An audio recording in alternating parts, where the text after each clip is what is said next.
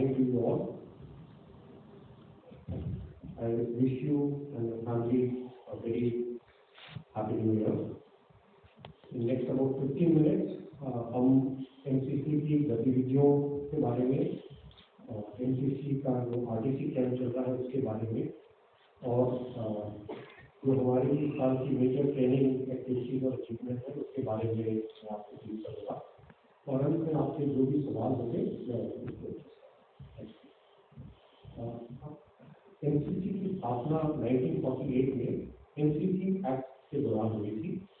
शुरू में इसमें आर्मी वर्ल्ड डिवीजन आई थी, उसके बाद गर्ल डिवीजन और एयरविंग नेवल। तो शायद ये देश की सबसे पहली यूनिफॉर्म फोर्स होगी जिसमें गर्ल्स और वुमेन कैडेट्स आई।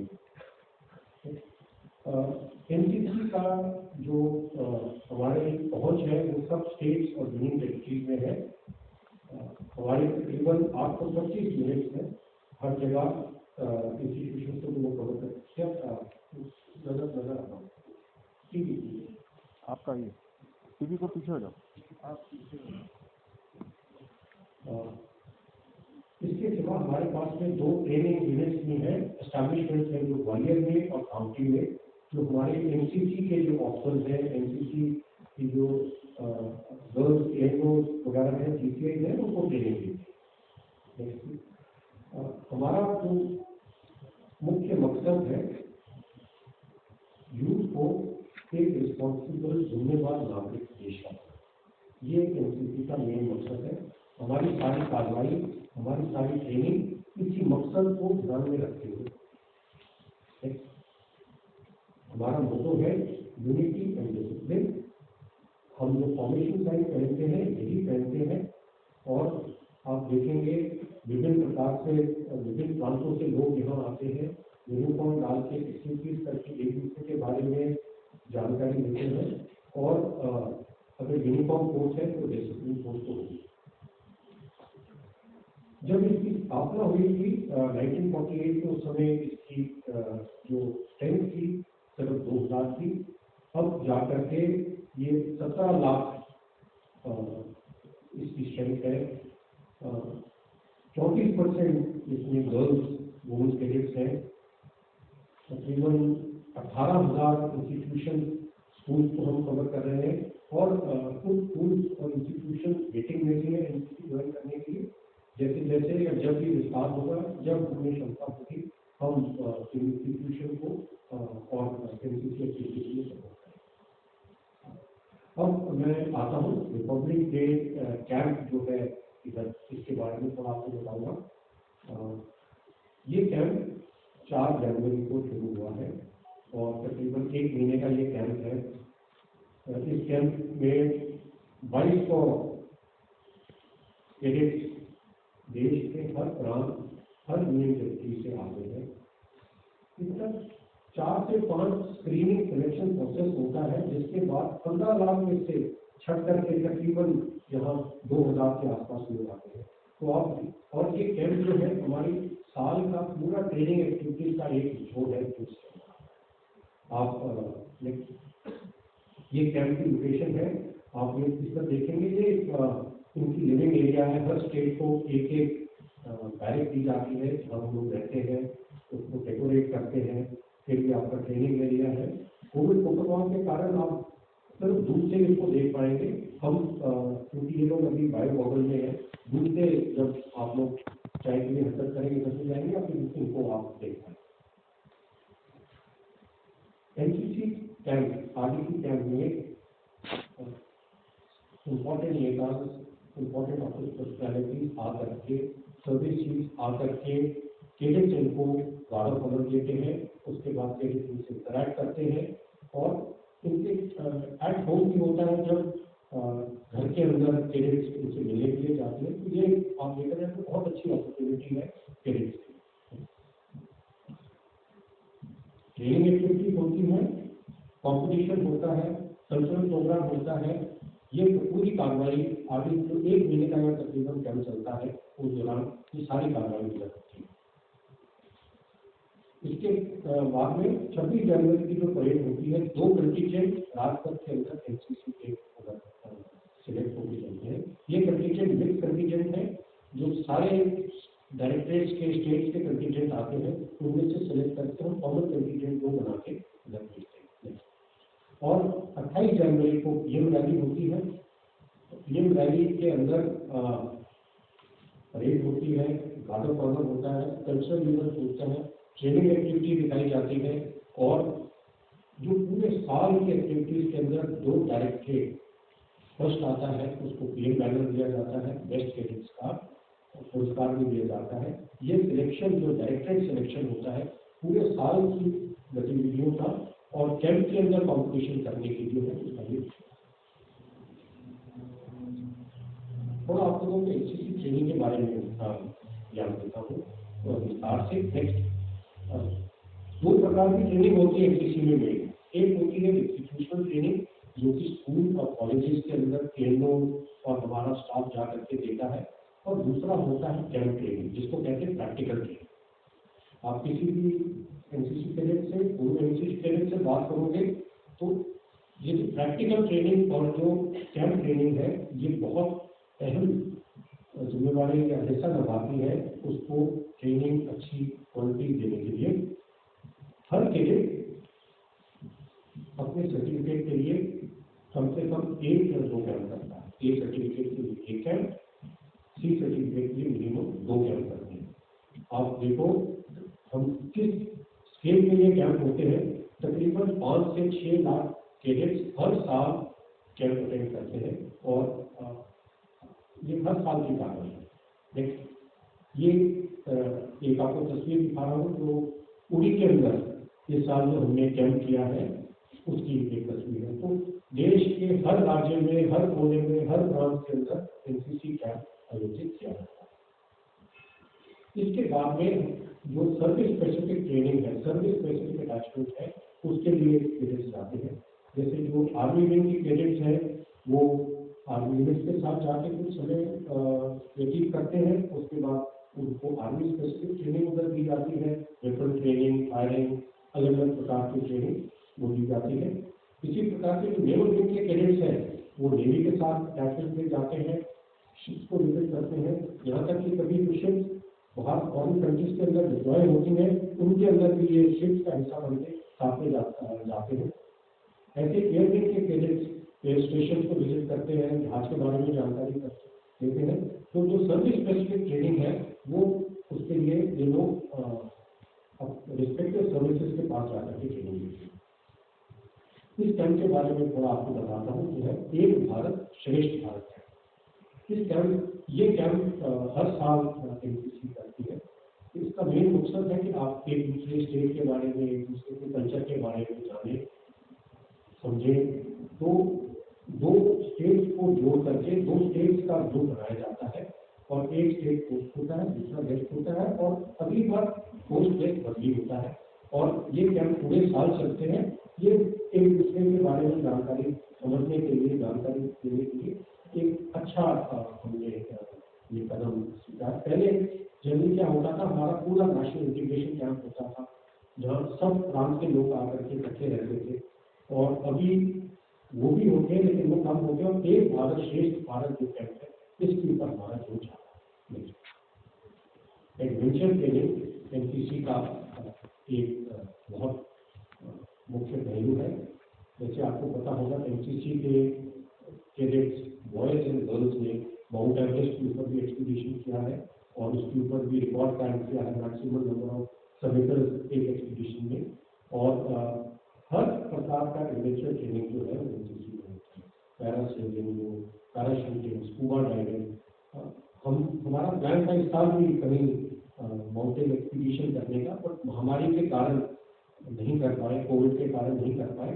आगे जाके जब थोड़ा सिचुएशन स्टेबलाइज होती है, तैयारी के बाद अगले साल या अगले साल हम फिर से एक्सपीडिशन शुरू करें। ट्रैकिंग और रॉक क्लाइंबिंग ऐसी चीज है, ट्रैकिंग ऐसी चीज है जहाँ हमारे काफी सारे कैडेट्स इकट्ठे होते हैं और एक दूसरे स्टेट से इकट्ठे होकर के ट्रैकिंग भी करते हैं, उस स्टेट के बारे में जानते हैं। इंडिविजुअली और एनसीसी टीम विभिन्न स्पोर्ट्स में हिस्सा लेती है। 2 चीजों को मुख्य तौर पर मैं बताना चाहता हूँ। सबसे पहले फायरिंग, शूटिंग, वो तो एनसीसी का हिस्सा है। एनसीसी हमेशा से उसमें अच्छा करती रही है। जूनियर नेशनल गर्ल्स इस बार ट्रॉफी हमने की थी और बॉयज में भी ठीक कर रहे थे, लेकिन वो टूर्नामेंट कोविड के कारण सस्पेंड हो गया।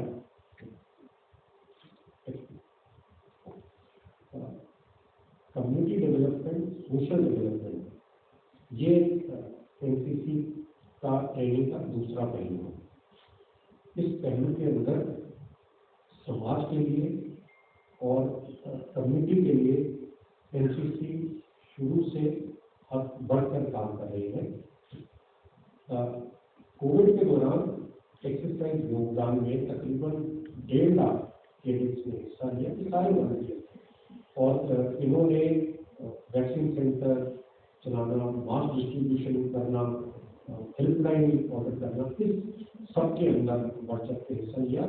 और ये सारे वॉलंटियर्स थे जो खुद आगे बढ़ते आए हैं हिस्सा लेके मदद करने के लिए, और तकरीबन 24,000 स्टाफ मेंबर्स भी आए। फिट इंडिया जो हुआ था आपका 13 अगस्त को, इसमें तकरीबन 12.5 लाख एनसीसी कैडेट्स ने हिस्सा लिया और क्यूमुलेटिव अगर आप देखो तो कितने किलोमीटर भागे, तकरीबन 7 लाख किलोमीटर एनसीसी कैडेट्स भागे। स्वच्छता पखवाड़ा जो चलते हैं, स्वच्छता अभियान होता है, उसके अंदर हर जगह एनसीसी हिस्सा लेती है, बेशक वो समुद्र हो, बेशक वो नदी हो, बेशक वो सिटी हो, तो इसके अंदर ये एनसीसी का एक अहम पहलू है। इंटरनेशनल योगा डे जो हुआ था, इसके अंदर भी 12 लाख से ज़्यादा कैडेट्स ने हिस्सा लिया। इसके सिवा ये भी था कि हर कैडेट अपने साथ अपने परिवार का 4 से 5 आदमी को जोड़ेगा और इसको योगा सिखाएगा या उसके साथ योगा करेगा। तो आप देखो उसके साथ इसकी रीच और भी बढ़ती है। हम आज़ादी का अमृत महोत्सव मना रहे हैं। इस दौरान जो एनसीसी ने मुख्य कार्रवाई करी है उसके ऊपर मैं थोड़ा सा बताऊंगा। हर एनसीसी यूनिट ने अपने एरिया में एक स्टैचू को अडॉप्ट किया है, तो वो उस स्टैचू के एरिया को क्लीन करते हैं। ये स्टैचू हमारे कोई भी नेशनल हीरो, वॉर हीरो का स्टैचू होगा, अगर उनका कोई एमओके है उसको बुला के भी उसको सम्मान किया जाता है। और इसका जो अपना गैलेंट्री पोर्टल है, इसका टेलीकास्ट गैलेंट्री पोर्टल में किया जाता है।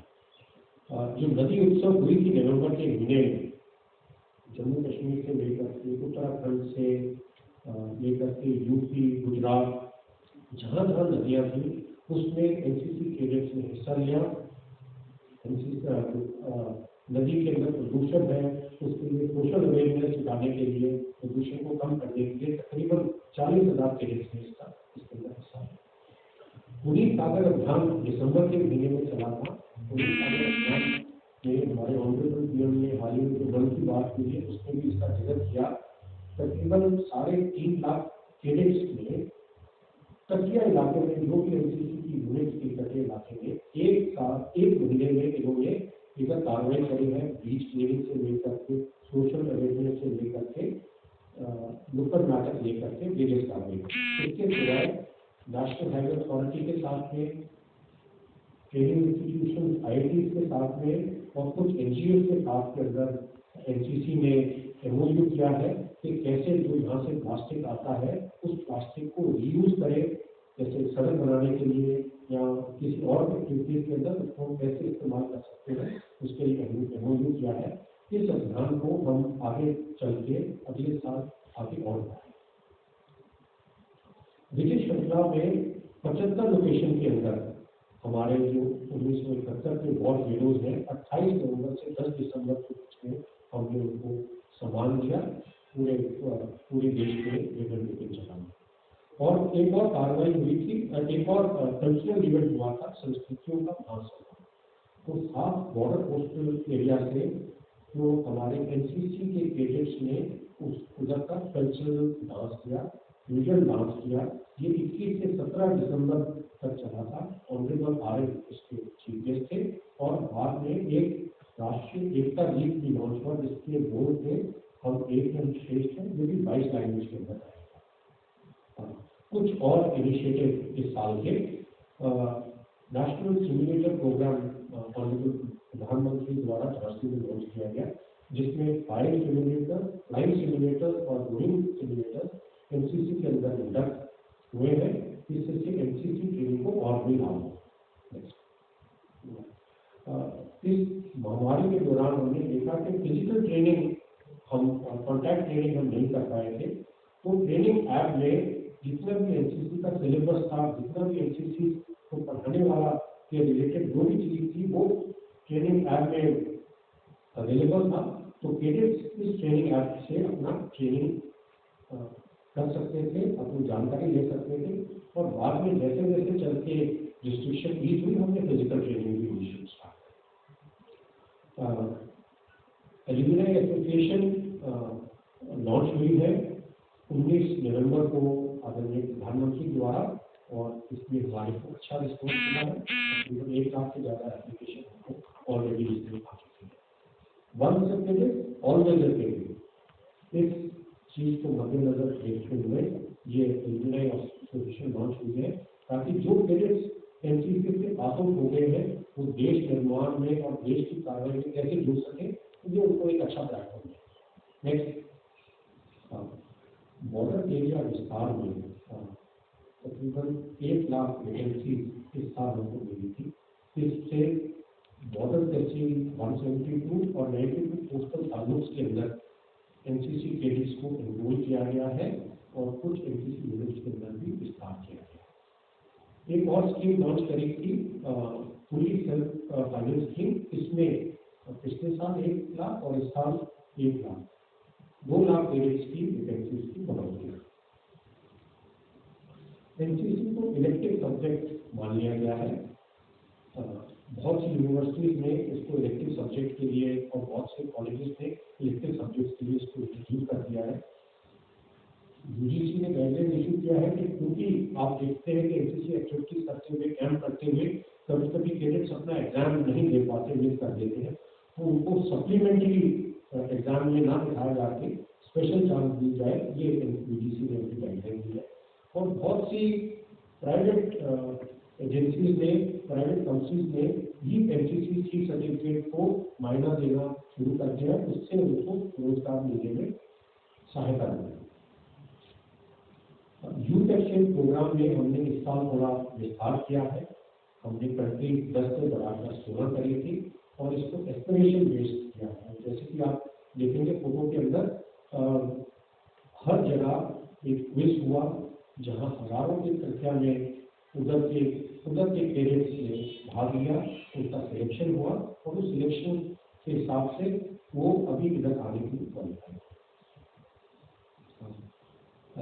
अंत में मैं सिर्फ यही कहना चाहूँगा कि एनसीसी का फुटप्रिंट हर जगह है, और हमारा हमेशा ये एंडेवर है कि जो यहाँ के जो यूथ है उनको हम एक रिस्पॉन्सिबल सिटीजन, रिस्पॉन्सिबल नागरिक बनाएं।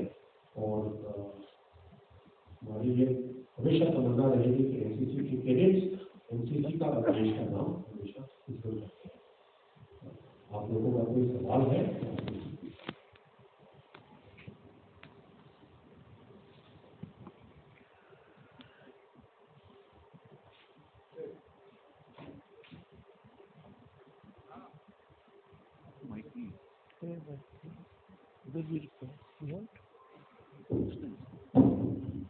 Very good morning and happy new year to you. Well, one question I am just asking you, which is a very relevant question. Arunachal Pradesh से जो एनसीसी कैडेट यहाँ पे है और वो चाइनीज डिस्टर्बेंसेस चल रहा है अरुणाचल एरिया में, वहाँ पे बॉर्डर एरिया के, तो सर उस एरिया की कोई स्कूल में वहाँ पे कैडेट है?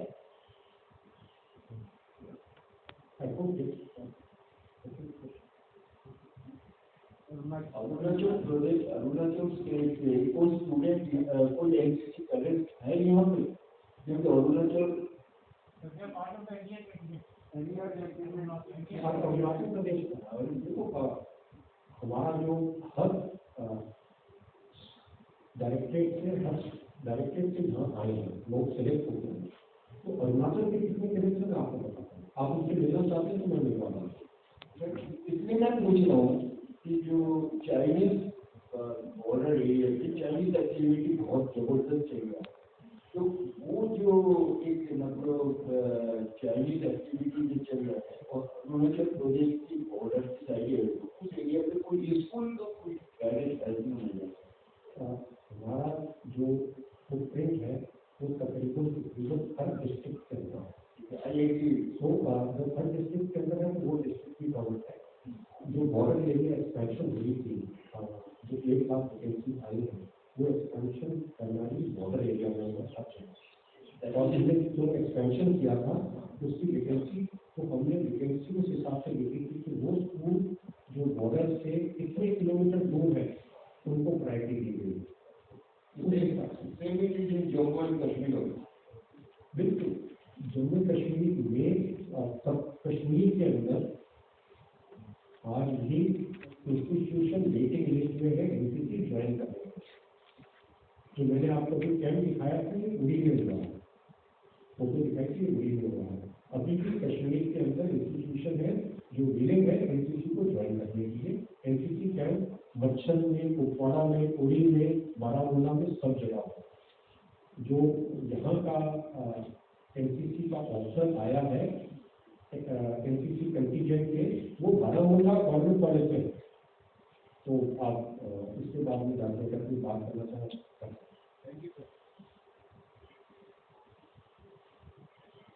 Any other question?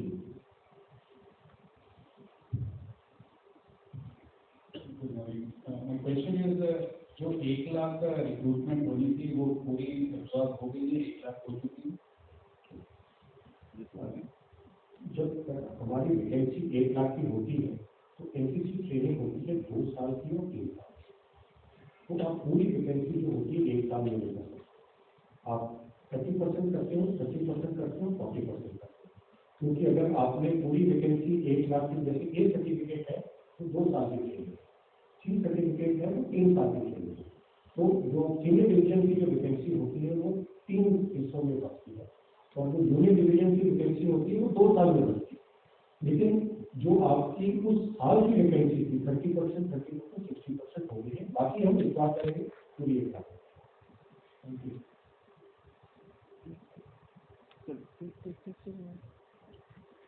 Hello,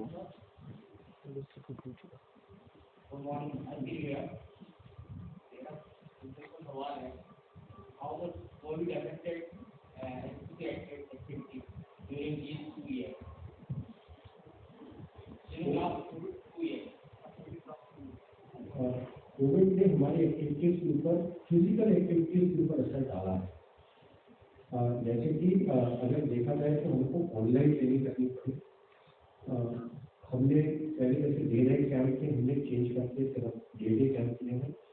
physical activity देखी जाए तो कैंप पर तकरीबन इस साल सिर्फ 70% कर सके हैं, बाकी हमको करना। तो एनरोलमेंट थोड़ी लेट हुई है क्योंकि हमारी एनरोलमेंट रिलेटेड है जो स्कूल की एडमिशन होती है। जो स्कूल में बच्चे एडमिशन होती है उसके बाद साथ साथ हमारे क्योंकि स्कूल की एडमिशन इस बार लंबी चली है। तो हमने अपनी ट्रेनिंग में मॉडिफिकेशन करी है कि हम कोविड के दौरान भी ट्रेनिंग कर पाए और कोविड के सपोर्ट में जो इनिशिएटिव है या जो गवर्नमेंट का वो है एक्सरसाइज प्रोग्राम, उसमें वॉलंटियर्स नहीं था। बट कोविड ने असर ट्रेनिंग पे डाला है ऐसी, और हमने उसको मॉडिफाई उस असर को कम करने के लिए अपनी ट्रेनिंग को बढ़ाया। Sir, this is Shamal Singha here, sir, from Buddhist Times. Sir, hello. So, are you getting over? Yes. Sir, under this youth exchange program, you increase the volume this time, 16, I think. So, do you have some participation from the Buddhist countries? What is their contribution in India? Buddhist countries are participating here in the national exchange program. What is their contribution in India? Activities. Buddhist countries like Bhutan, Sri Lanka, Maldives, you have here also. National Youth Exchange Program. What is their contribution in India? Is not when we are selected for youth exchange program, it is not on the basis of state contribution. Because इस बार का जो youth exchange program was aspiration. That means हमने जहाँ से teacher भेजा हमारे उधर industry ने क्विज बता based on the knowledge of this country उसके ऊपर जो सिलेक्ट हुए हैं जो आ रहे हैं दे वांट टू कम वो youth exchange programme this year has been aspiration.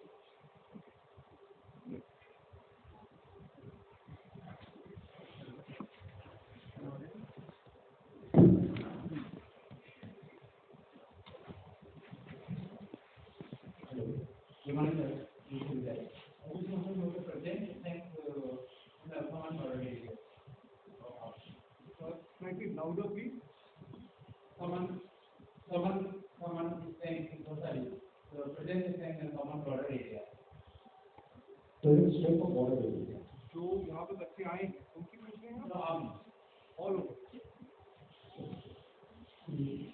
Often I not be able because कि हमारे को ना border area define करना पड़ेगा. What do we how do we define? But our presence is there in almost all border area. और जो मैंने आपको बोला जो अभी 1 लाख का विस्तार हुआ था that was specific to border and coast area. उसके अंदर हमने बोला था कि जो स्कूल कॉलेजेस हैं 50 किलोमीटर हम उनको इंक्लूड करेंगे. हमारी यूनिट है बॉर्डर एरिया में वो सिर्फ उधर ही देख रहे हैं स्कूलों को देखने में बॉर्डर एरिया में और कोस्टल एरिया के अंदर वो कितनी लकड़ी है उसकी बॉर्डर के हिसाब से कोई मैं आपको बाद में कैलकुलेट बताऊंगा. बट कोई ऐसा एरिया नहीं होगा गिने चुने थोड़े से होंगे किंतु हर एरिया में एनसीसी की कवरेज है.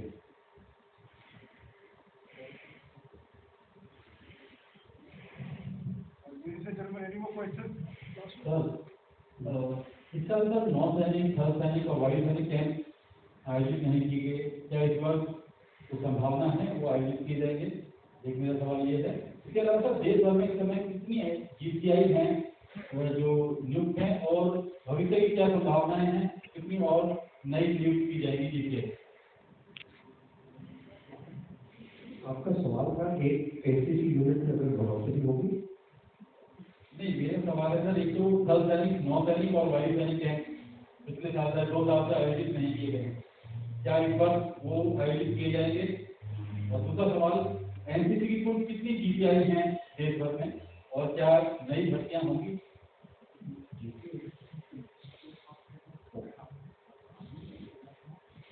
GCI की भर्ती पाई सबसे पहले नौसेना कैंप वायु सेना कैंप थल सेना कैंप हो रहे हैं अभी तक हो रहे हैं.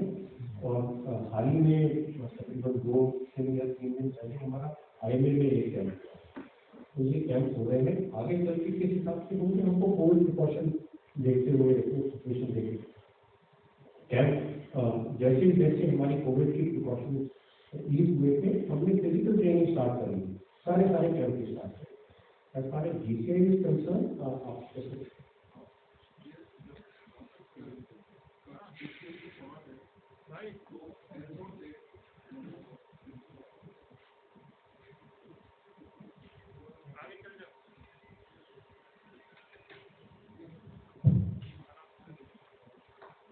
आप एडोमेट हमारे पास जो है 227 GCI हेल्थ टैंक पे है. अच्छा इसके अलावा गवर्नमेंट ने 2019 में 637 GCI एडिशनल ऑथराइज हुई है जो कि 5 फेजेस में 2000 से लेकर 2025 तक उनका रिक्रूटमेंट होना है. तो हमने फर्स्ट 2020-21 और 2021-22 की 128 वैकेंसी स्टाफ सिलेक्शन कमीशन को प्रोजेक्ट की हुई है. तो मेरे ख्याल से करीब 200 GCI नेक्स्ट 6 मंथ में इनका प्रोसेस ऑलमोस्ट कंप्लीट है. तो 200 GCI और हमें अगले 6 महीनों में मिल जाएगी. तो आज के डेट में 227 GCI ट्रेनिंग ऑर्डिंग स्टेट पे है और टोटल 1009 कागजों में हमारे पास 1009 GCI गवर्नमेंट ने ऑथराइज की हुई है. Thank you.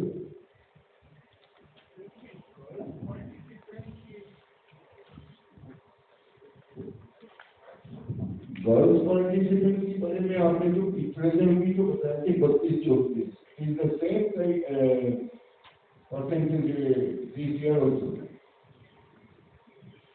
तो आप कहना चाहते हैं कि जो 12 कैरेट आरडीसी में आए हैं Girls college जो है it was last year it was the same what the percentage you just said right now. So it is increasing or decreasing?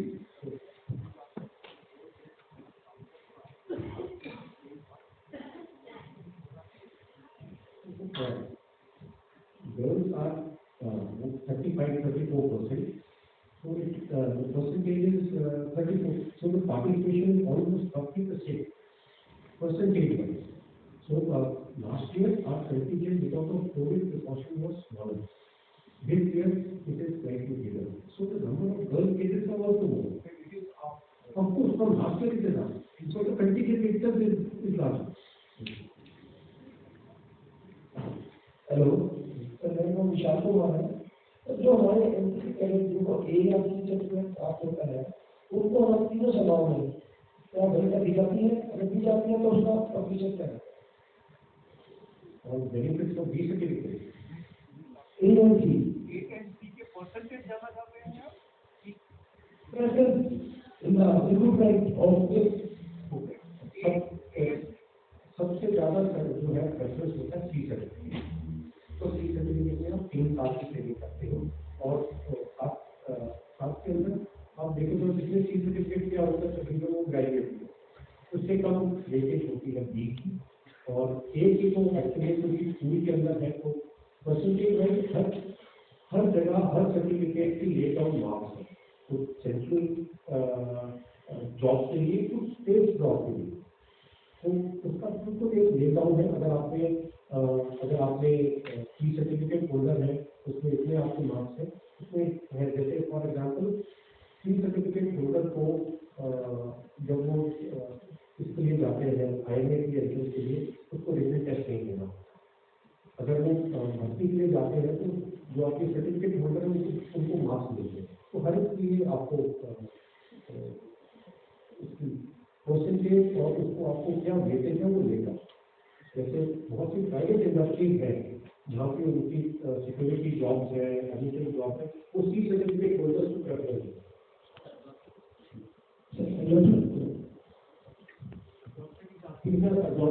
approximately 10% of the total recruitment. जो 10% recruitment होता है 10% C certificate या C certificate मिलता है। तो ये काफी तरह से एनसीसी कैडेट को मदद देता है रिक्रूटमेंट में। तकरीबन 10% का recruitment.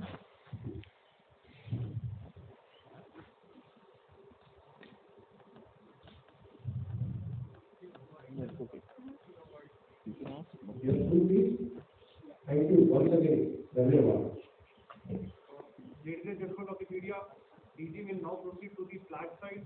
If anybody wants to have a fight, you are welcome to come there. I would request he kindly maintain a distance of 6 feet from the Director General.